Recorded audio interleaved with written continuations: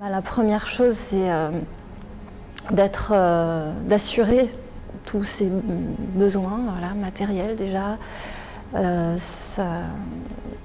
C'est déjà beaucoup en fait, parce qu'il n'a plus accès à rien, donc il faut pouvoir gérer par rapport à la banque, par rapport à plein de choses toutes bêtes en fait, qui paraissent simples aujourd'hui, mais lui il n'a pas d'accès Internet, donc tout est compliqué. Et d'être en soutien moral évidemment, et d'être la première personne en fait à qui il va pouvoir exprimer à chaque fois ses ressentis. Le rôle essentiel est de préparer cette sortie. Donc de lui amener et de lui apporter le soutien nécessaire pour occuper au maximum et de manière utile le temps de détention, mais aussi de lui donner et de le préparer psychologiquement au moment où il va sortir et être confronté de nouveau à une vie sociale qu'il aura mis entre parenthèses pendant tout le temps de sa détention. L'administration pénitentiaire, malgré un certain nombre de promesses, n'assume pas son rôle en matière de préparation à la réinsertion, de formation, d'ouverture au monde extérieur, d'ouverture au respect de la vie en société. Et donc, en fait, l'administration pénitentiaire ne se contente que de faire du gardiennage. Voilà.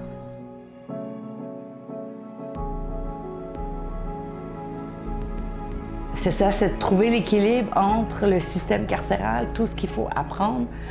Toutes les fois où tu te mets quelque chose dans la gueule parce que tu n'as pas rempli le bon formulaire, tu t'es pas rendu à la bonne place, ou tu n'as pas le droit. Quand tu ne connais pas tout ce qui est bureaucratie, c'est vraiment complexe. Et en fait, moi, j'avais vraiment l'impression qu'on m'avait arraché mon fils.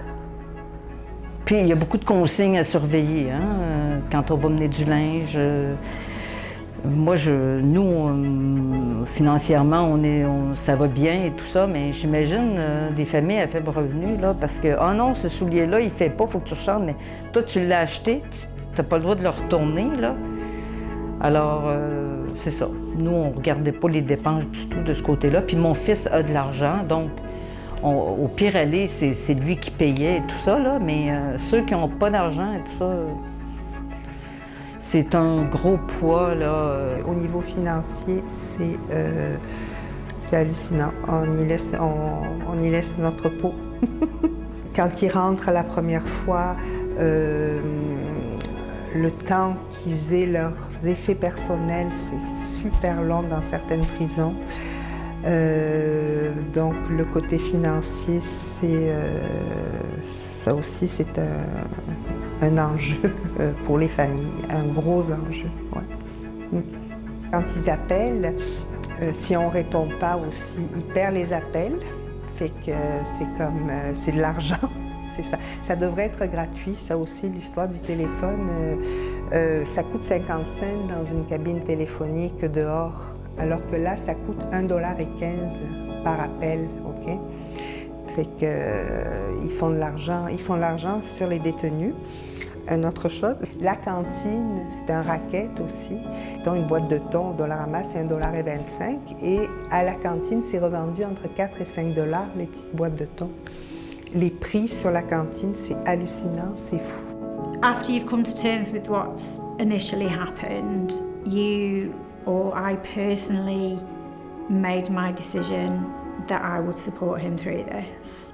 That, you know, I know the man that he is. I've been married for 32 years, and this is a teeny tiny, not even 1% blip of that person. So I made my choice that I would be there to support him, be there to support our children. So I think the role that I've taken is that financially it's been really, really hard, but I would do everything I could to keep the family home. The system in the UK isn't designed, I don't think, to support families. You're just a statistic, and as soon as you step out of that courtroom, there's nobody, there's nothing.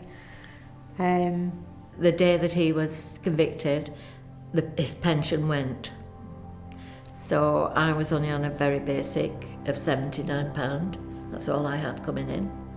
But it was a long time for somebody to say to me, now look, apply for pension credit, apply for benefits. I was in rented property, so all those things took about 2 or 3 years where I could have had all that monetary support, you know, and I didn't get that details given to me, you know. And we do send in, I think this month he's already had about 100 and something pounds, you know, because they don't get all the good food, you know, and it's really strange because they cook a lot in the kettle. He does all his pasta in the kettle, you know, and he does different things and does his mushrooms and all sorts of stuff, you know. So they buy in a lot of the food, you know, and fruit and veg and all sorts of stuff, you know. So yeah, it costs a lot, you know. Él está en la cárcel, se llama Lisandro Olmos, es la cárcel número 1. Esto está en La Plata, a 89 kilómetros de mi casa. A mí más o menos me lleva unas 3 horas de ida y mayormente las familiares nos movemos, o las familias, cada vez que vamos a visitar, nos movemos en la madrugada, tipo 1, 2, 3, y o sea, en ese momento encontramos como el tránsito mucho más fluido y después para la vuelta me lleva unas 5 horas regressar. Acho que foi o instinto de mãe, naquele momento, porque quando eu fui visitar meu filho pela primeira vez na FEBEM, né, ele tinha 14 anos e quando eu me adentrei naquele lugar, eu me deparei assim no cenário muito triste, deprimente.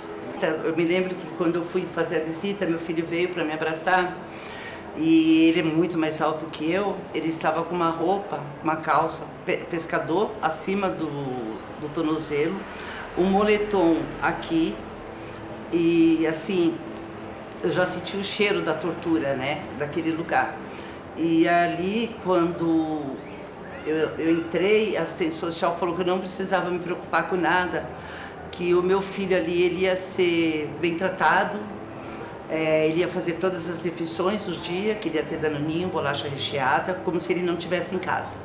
Mesmo como mulher pobre, negra, né, periférica, sempre eu tive as coisas dentro de casa para poder dar para os meus filhos. Não podia ter todos os dias, mas sempre teve. Las mujeres somos quienes sostenemos la cárcel. Somos quienes sostenemos a las personas ahí adentro para que salgan vivas. Si nosotros no llevamos comida, si nosotros no hacemos los trámites judiciales, si no hacemos algo para que vaya un médico a verlo, mejor dicho, el que está fuera.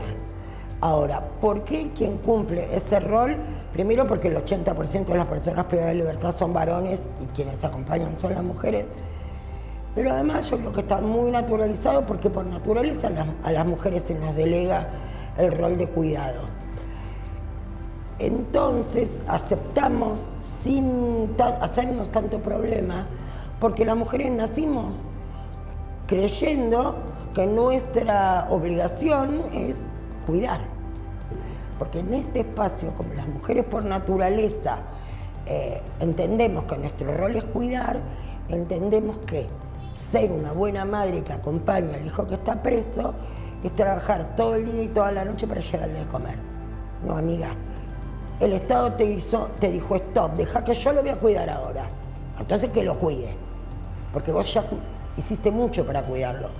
Trabajaste día y noche, seguramente los tuviste que dejar solos, vivís en un barrio muy humilde, muy complicado, los tuviste que dejar solos al cuidado de un hijo más grande.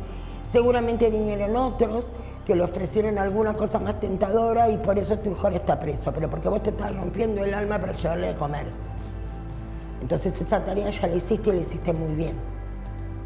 Ahora quien se tiene que hacer cargo es de quien decidió tenerlo a su cuidado y es quien debería haberlo cuidado cuando vos estabas trabajando.